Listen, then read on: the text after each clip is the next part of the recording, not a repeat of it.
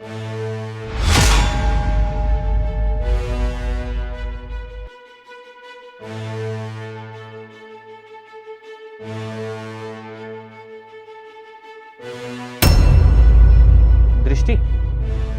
हाँ तुषार, क्या कर रही हो तुम?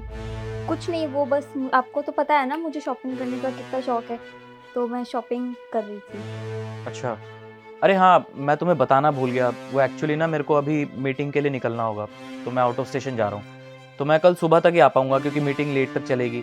तो तुम्हें कोई प्रॉब्लम तो नहीं है ना कि मैं यहाँ पे नहीं हूँगा? तुषार, तुम्हें तो पता है ना मैं तुम्हारे बिना नहीं रह पाती हूँ, पर कोई बात नहीं, काम पहले है, तो तुम चले जाओ, कोई बात नहीं, मैं देख लूँगी, अपने आप मैनेज कर लूँगी। ठीक है, बाकी मैं राजू भैया को भी बोल दूंगा, वो यहीं रुक जाएंगे। अगर तुम्हें किसी चीज़ की ज़रूरत हो तो उनको बता देना। अरे नहीं नहीं नहीं नहीं नहीं, इतनी सी तो बात है, राजू भैया को क्यों परेशान कर रहे हो इतनी सी बात के लिए? अरे तुम जाओ, मैं मैनेज कर लूँगी, उस चीज़ की टेंशन मत लो। ठीक है, निकल रहा हूँ फिर, मैं पैकिंग कर लूँ। तुम ध्यान रखना अपना। ठीक है बेबी, बाय, तुम जाना, आराम से जाना, ठीक है?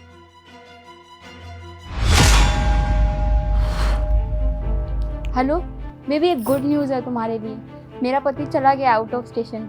तुम जल्दी से मेरे घर पे आ जाओ, हमने बहुत टाइम से टाइम भी स्पेंड नहीं किया है, प्लीज़ जल्दी से आ जाओ, मैं वेट कर रही हूँ तुम्हारा। ठीक है। वैसे तुम्हारा पति गया कहाँ है? अरे छोड़ो ना उसे, उसकी कोई मीटिंग आ गई थी अर्जेंट, तो उसे जाना पड़ा। वैसे ना बेबी, हमने ना बहुत टाइम से ना टाइम स्पेंड नहीं किया है साथ में, और तुम्हारा पति ना हमेशा तुम्हारे साथ चिपका ही रहता है। हाँ, ये बात तो बिल्कुल सही बोली तुमने कि हमने बहुत टाइम से टाइम स्पेंड नहीं किया, लेकिन दूसरी लाइन तुमने गलत बोल दी। अगर वो मेरे साथ हमेशा चिपका रहता तो आज मैं और तुम इकट्ठे ना होते ना। अच्छा ये सब छोड़ो, मैं ना बहुत टाइम से कुछ सोच रहा था, मैं तुमसे कुछ पूछना चाहता हूँ, पूछूं मैं तुमसे? हाँ पूछो। यार तुम्हारा पति कितने पैसे वाला है, कितना पैसा कमाता है, गाड़ी भी है उसके पास, इतना अच्छा घर भी है, और वो तुमसे कितना प्यार भी करता है। तुम मुझसे छोड़कर मेरे पास क्यों आई? अरे यार हर्ष, देखो मुझे पता है कि वो बहुत अच्छा कमाता है, उसके पास घर भी है, गाड़ी भी है, मेरा ध्यान भी रखता है, लेकिन इतना भी नहीं रखता, मेरे को वो टाइम नहीं देता है, अटेंशन नहीं देता है, तो मुझे बाहर ऑप्शन तो ढूंढने पड़ेंगे ना। बिल्कुल सही कहा तुमने, ना ही तुम्हारा पति तुम्हें प्यार देता है और ना ही अटेंशन देता है, फिर तो तुम बेटर ऑप्शन ढूंढोगी ना, और मुझसे अच्छा बेटर ऑप्शन तुम्हें मिलेगा कहाँ? और एक बात बताओ, तुम अपने पति को छोड़ क्यों नहीं देती? वैसे छोड़ना तो मैं भी चाहती हूँ अपने पति को, लेकिन इतनी आसानी से नहीं छोड़ूंगी, तो अपना फ़ायदा देख कर ही छोड़ूंगी। अब मेरा फ़ायदा भी तो हो ना, छोटी सी बात पे लड़ूंगी, उसको बहुत बड़ा कर दूंगी, वो डिवोर्स हो जाएगा अपने आप ही। फिर डिवोर्स के बाद मैं थोड़ा सा डिमांड करूंगी एलिमनी की, और उसके बाद 50% उससे अपनी उसकी प्रॉपर्टी मांग लूंगी। जितना वो कमाता है मेरे पास तो बहुत कुछ आ जाएगा। ये तो तुमने बिल्कुल सही कहा, तुमने एक छोटी सी बात पे ना इतना बतंगड़ बना देना और उससे डिवोर्स ले लेना, फिर उसके बाद तुम्हें एलिमनी भी मिल जाएगी, 50% उसकी प्रॉपर्टी, फिर तुम्हारे पास इतना सारा पैसा, मतलब मेरे पास भी बहुत सारा पैसा हो जाएगा, फिर ना हम साथ में रहने भी लग जाएंगे। पता है 50% बहुत ज़्यादा ही होता है। तुम्हें ऐसे मौका ढूंढ के मैं अपने घर बुला सकती हूँ, तो मैं कुछ भी कर सकती हूँ। मुझे थोड़ा सा टाइम दे दो, मैं उससे डिवोर्स लेके 50% प्रॉपर्टी लेके हम दोनों फिर एक साथ। बस बेबी, बहुत टाइम हो गया मैं बातें करते हुए, अब जिस काम के लिए मैं आया हूँ वो काम करते हैं ना। हाँ जी आंटी जी। तुषार तुम यहाँ? तो अब तो आपने सब देख ही लिया है और सुन भी लिया है अपनी बेटी की करतूत, जो अपने ही बॉयफ्रेंड के साथ मिलकर मुझे डाइवोर्स देने के लिए मजबूर करना चाहती है। और हाँ, बेईमानी से मुझसे 50% एलिमनी भी हड़पना चाहती है। एक बार भी इसे शर्म नहीं आई ये सब करते हुए। और हाँ, डाइवोर्स तो मैं इसको दूंगा ही, लेकिन एलिमनी फूटी कौड़ी नहीं मिलेगी इसको। और आप लोगों को भी ज़्यादा चालाकी करने की ज़रूरत नहीं है, क्योंकि मेरे पास ना आपकी बेटी के खिलाफ सबूत है। अगर आपने ज़रा सी भी होशियारी दिखाई तो आपकी बेटी सहित आपके पूरे परिवार को ना जेल की चक्की पिसवा दूंगा मैं। भेज रहा हूँ इसको अपने घर से, और आप भी इसको अपने घर से लात मार के भगाई दीजिएगा। तुषार ये सब तुम क्या बोल रहे हो? डाइवोर्स, एलिमनी, मुझे कुछ समझ नहीं आ रहा, तुम क्या बोल रहे हो ये सब? और तुम्हें क्या लगता है कि मुझे कभी तुम्हारी सच्चाई नहीं पता लगेगी?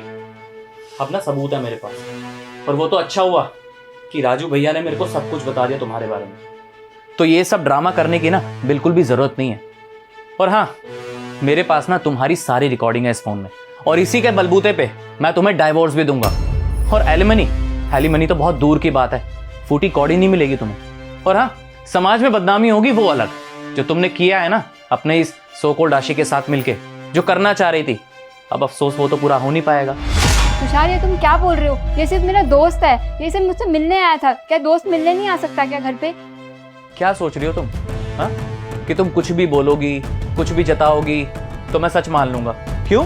क्योंकि आफ्टर ऑल मैं तुमसे प्यार करता था और तुम्हारी इन चिकनी चुपड़ी बातों में आकर तुम्हारी सारी बात मान लूंगा और ये विश्वास कर लूंगा कि ये तुम्हारा दोस्त है।